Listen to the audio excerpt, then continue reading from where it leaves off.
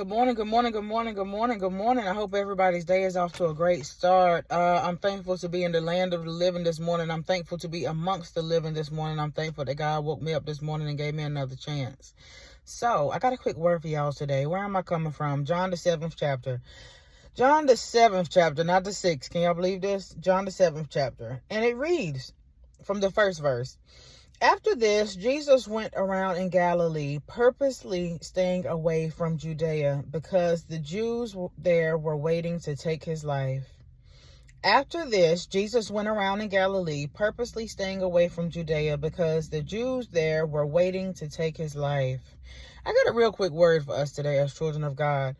So a lot of times as children of God, we have this belief, and it's accurate, that we are protected. Oh yeah, we do have protection, right? But I want you to look at how Jesus moved, right? Now, here's Jesus, right? The best that ever did it. Jesus, the Son of God, Jesus, who knew the end from the beginning, who knew what was going to happen to him when he came on earth. He knew all these things.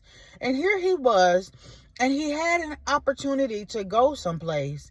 And even though he had at his disposal legions of angels that could come down to his defense and protect him, instead of him going someplace that he knew that danger was there, he knew there were people there who wanted to kill him, hurt him. Instead of him going there, he stayed away.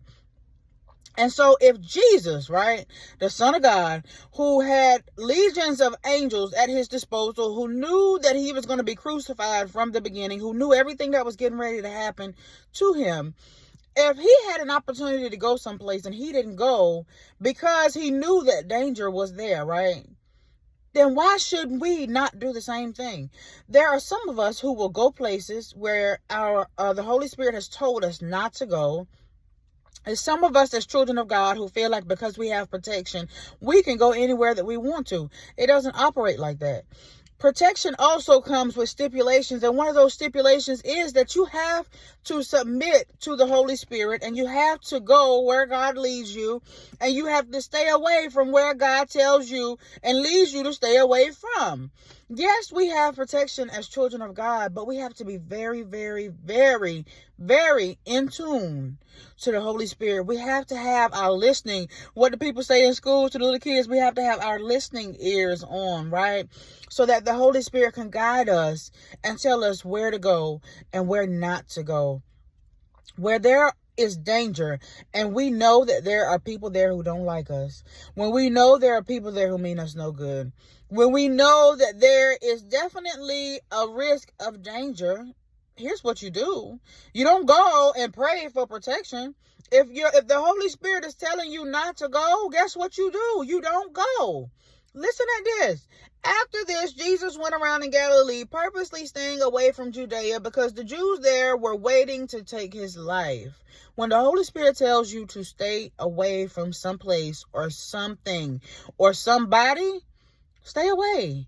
Don't pray at the end of the night for protection, and the Holy Spirit done told you, you hear it, you feel it in your gut. You feel that you should not be going there. You feel that you should not be talking to these people. You feel like you should not be messing with these things.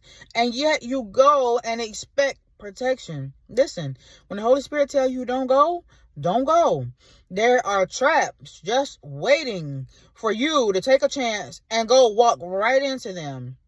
Spare yourself the headache, spare yourself the harm, spare yourself the hurt. When your gut tells you don't go, when the Holy Spirit tells you to stay away, stay away. I love you. I am Grace Amber. I'll be right back on tomorrow.